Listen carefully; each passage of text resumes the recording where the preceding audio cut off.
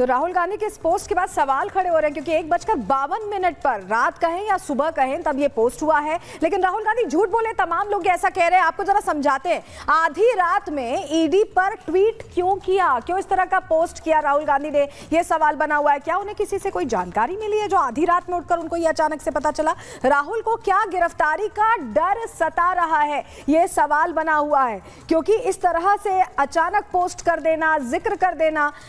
ED में राहुल गांधी का मुखबिर कौन है? क्योंकि किसी का कॉल आया होगा अचानक से, कोई स्वप्न तो आया ही नहीं, उन्हें किसी ने कोई जानकारी दी है क्या, ये सवाल बना हुआ है। क्योंकि ऐसे रात में अचानक ये ट्वीट आना 1:52 पर रात में, ये बताता है कि कहीं से तो उन्हें कुछ पता चला है। किस अंदरूनी सूत्र ने गिरफ्तारी की बात बताई है, ये प्रश्न है। इस प्रश्न का जवाब राहुल गांधी नहीं दे रहे हैं, और यही वजह कि राजनेता सवाल कर रहे हैं कि आखिर ईडी की बात आप फिर से क्यों ले आए हैं, क्यों आप ये बोल रहे हैं? राहुल सूत्र के जरिए मंद गढ़ंत कहानी क्यों बना रहे हैं? क्या अभी जिस तरह से उन पर सवाल खड़े हो रहे हैं उससे बोलने से बचना चाहते हैं, नई कहानी, नई चीजें डिवर्ट करना चाहते हैं राहुल गांधी? ये सवाल बना हुआ है। अगली बड़ी खबर के लिए रुक करते हैं प्रियंका का। देखिए, सवाल बड़ा है कि अधर्म पर चुप क्यों। दरअसल हम बात कर रहे हैं अयोध्या की, जहां पर एक नाबालिग लड़की के साथ गैंगरेप हो जाता है, और उस गैंगरेप का शोर पूरे उत्तर प्रदेश में है। लेकिन इस मामले पर समाजवादी पार्टी के अखिलेश यादव, डिंपल यादव, यहां तक कि अवधेश प्रसाद जो कि अयोध्या के सांसद हैं, उन्होंने भी चुप्पी साधी हुई है। किसी भी सवाल का कोई जवाब नहीं दे रहे हैं, यहां तक कि अपने ऐसे कार्यकर्ताओं और नेताओं के खिलाफ भी कुछ नहीं कह रहे हैं, कोई एक्शन भी नहीं लिया जा रहा है। पूरी खबर इस रिपोर्ट में देखिए।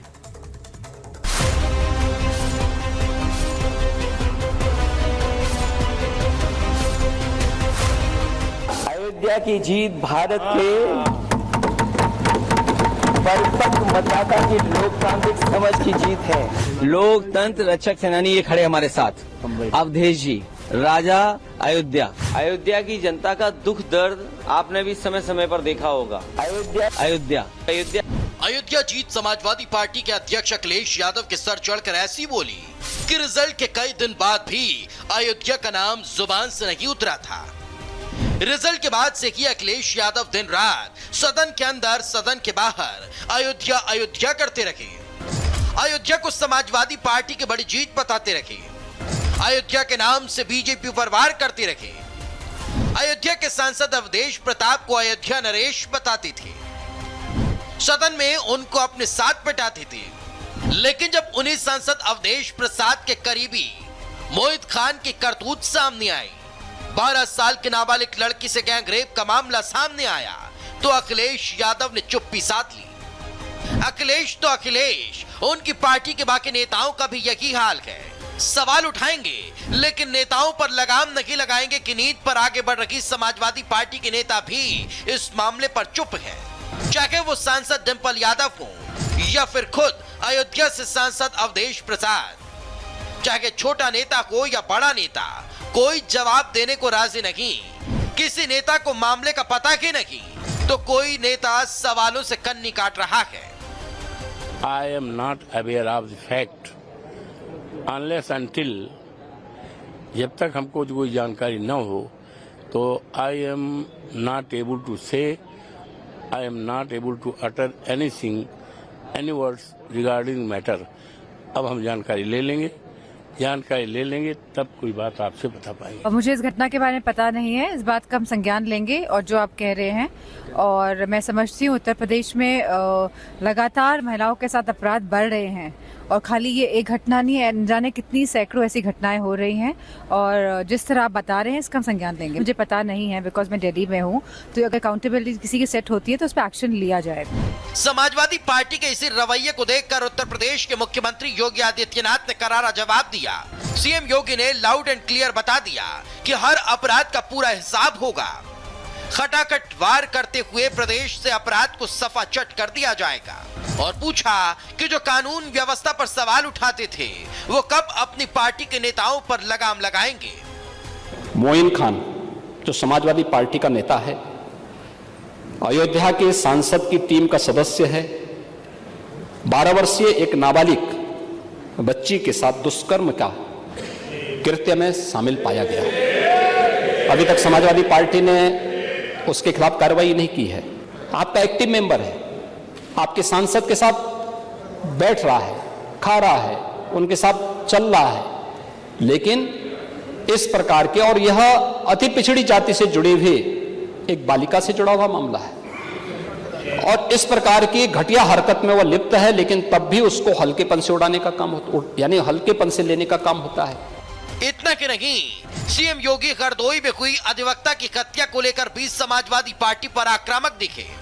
इस मामले में भी समाजवादी पार्टी के पूर्व जिला अध्यक्ष को पुलिस ने पकड़ा है, जिस पर कई संगीन मामले दर्ज हैं। कल ही हरदोई में एक दुर्भाग्यपूर्ण घटना घटित हुई, और हरदोई में घटित दुर्घटना में भी बीरे उर्फ वीरेंद्र यादव इस समाजवादी पार्टी का पूर्व जिलाध्यक्ष है। अब देखो किस प्रकार के व्यक्ति को आप जिलाध्यक्ष बना रहे हैं। इस पे आईपीसी और सीआरपीसी की कोई ऐसी धारा नहीं जो इस पे लगी हो। 28 ऐसे मामले हैं। कुल मिलाकर सीएम योगी ने साफ कर दिया कि जो महिलाओं की सुरक्षा से खिलवाड़ करेगा उसको छोड़ा नहीं जाएगा। जो उत्तर प्रदेश में अपराध करेगा उसके लिए बुलेट ट्रेन चलाई जाएगी। जो कानून व्यवस्था से खिलवाड़ करेगा उसको भुगतना पड़ेगा। लेकिन अब सवाल है कि कब समाजवादी पार्टी के नेता इन मामलों पर अपना मौन व्रत तोड़ेंगे और कब ऐसे अपराधियों के खिलाफ समाजवादी पार्टी कोई कदम उठाएगी। Bureau report, Republic Bharat. तो इस पूरे मामले को लेकर समाजवादी पार्टी ने चुप्पी साधी हुई है, लेकिन आपको बताएं कि बीजेपी नेता रमाकांत पांडे पहुंचे पीड़ित परिवार के घर, उनसे मुलाकात की और कुछ ही देर में मुख्यमंत्री योगी आदित्यनाथ भी पीड़ित परिवार से मुलाकात करने वाले। जिस तरह की घटना घटी है उसको लेकर त्वरित एक्शन का आदेश पहले ही सीएम ने दे दिया। मेरी सहयोगी की रिपोर्ट आपको दिखाते हैं। जी, मैं रमाकांत पांडे नंदीग्राम भरतकुंड से भारतीय जनता पार्टी का कार्यकर्ता हूँ। माननीय मुख्यमंत्री जी से विधायक जी के माध्यम से समय मिला हुआ है, पीड़िता की मां को लेकर जा रहा हूं, वहां माननीय मुख्यमंत्री जी से मुलाकात करनी है। आगे और क्या एक्शन लिया जा सकता है, क्योंकि अभी तो गिरफ्तारी की खबर सामने आ गई है। गिरफ्तारी हो चुकी है, तमाम उसके अवैध जो कब्जे हैं, जिसपे उसका जहां पीड़िता के साथ का ये बलात्कार हुआ वो ज़मीन भी एक दलित की है, जिसपे उसने अवैध कब्जा कर रखा है, और भी तमाम उसके जो अवैध कारोबार हैं उस पर मुख्यमंत्री जी के संज्ञान में उसको लाया जाएगा, और जो भी उचित कार्रवाई होगी वो जो भी करेगी प्रशासन करेगा, वो देखा जाएगा। फिर जब हमने कल लोगों से बात की, साफ तौर पर गुस्सा थे, नाराज थे और बुलडोजर एक्शन की मांग कर रहे थे। जी, हम लोग भी उसकी मांग कर रहे हैं। अब वो तो सरकार की कारोबार है, वो देखेंगे, जो भी उचित होगा वो कार्रवाई करेंगे। लव जिहाद, रेल जिहाद, ना जाने कितनी तरह की साजिशें रचने में लगा हुआ है नफरती गैंग। जी हाँ, एक साजिश रची जाती है, उसका खुलासा होता है और फिर दूसरी साजिश की सामने आ जाती है। कुछ ऐसा ही एक मामला सामने आया है उत्तर प्रदेश से, जहां पर एक नौजवान रील बनाकर पैसे तो कमा ही रहा था, लेकिन रेल को बेपटरी कर कैसे एक बड़ी नफरती साजिश को अंजाम देने में लगा हुआ था। ये पूरी खबर इस रिपोर्ट में दिखाते हैं।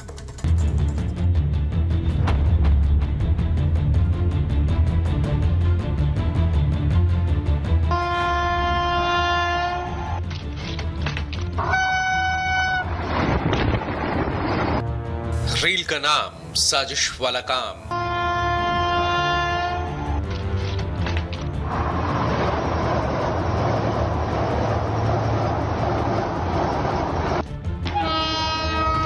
सोशल मीडिया पर व्यूज पाने के लिए इन दिनों लोग क्या कुछ नहीं करते।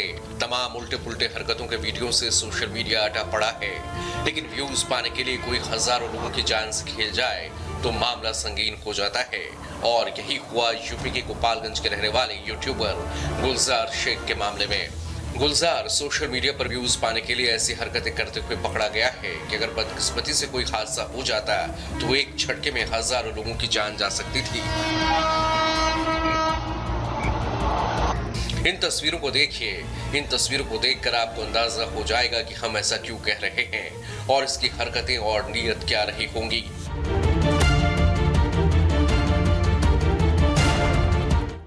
ये देखिए, गुलजार शेख नाम का ये यूट्यूबर महज चंद व्यूज के लिए रेलवे पटरियों पर कभी साइकिल रखता दिख जाएगा, तो कभी ये पटरी पर प्लास्टिक का ड्रम रखते दिखेगा, तो कभी लोहे का बट्टा।